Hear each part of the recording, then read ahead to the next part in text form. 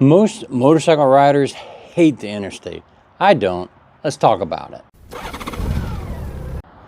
Let's skip over the usefulness of the interstate because all you need is more time and you can get wherever you need to get without it. When life gets very rough, especially if it's been a while since I've ridden, I need a number of hours of constant wind and cruise control. This past year has been pretty rough.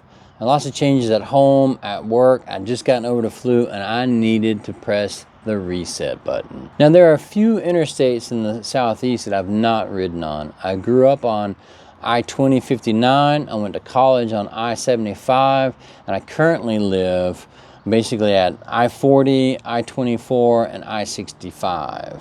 I even took some training in West Virginia, primarily to ride on roads I hadn't ridden before. But there's 202 miles of interstate that I've not been on at all. In my defense, when they started building it, the first section was completed in 2005. I was about 2,500 miles away out in Oregon. When they finished it in 2015, I was still out there. And it connects two cities that I've not really spent much time with either one, Birmingham and Memphis. So if you know your interstates, you know I'm talking about I-22. So in addition to connecting Memphis and Birmingham, it also provides some good freeway access from Atlanta all the way to Oklahoma City. So on New Year's Eve, got Woodstock ready, got all geared up, fueled up, and about the time I was pulling out of the gas station, my oldest daughter calls me. She's having car trouble.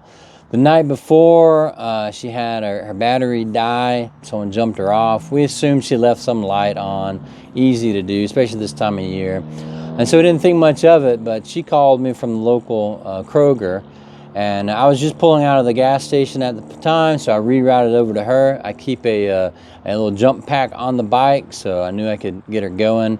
Quick little check on what she had, and it looks like the people who changed her oil and did that, 50-point check or whatever they do, didn't put the cover back on the battery cells, and one of those was pretty dry. So I sent her home to get some distilled water, and off I went on my interstate ride, heading down south on I-65. So it's about 180 miles from Nashville down to the start of I-22.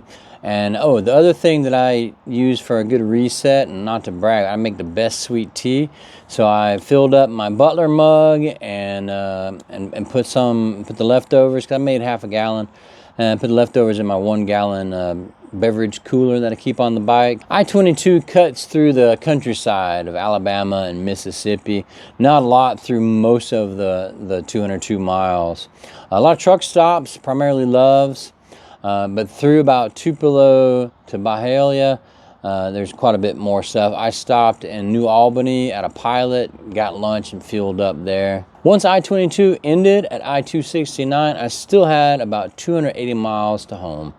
Did I enjoy the 9 hours of interstate riding? Yes, I did, and I felt refreshed at the end of it. The interstate isn't for everyone, and it certainly isn't the only thing to ride, but it does have its place. It bothered me that there was this big interstate that I've never been on, but been by numerous times. Can't tell you how many times I've been through Memphis, been through Birmingham, so I've been through the other ends, but I never needed to connect the two. Now, is this something you need to do? That's up to you.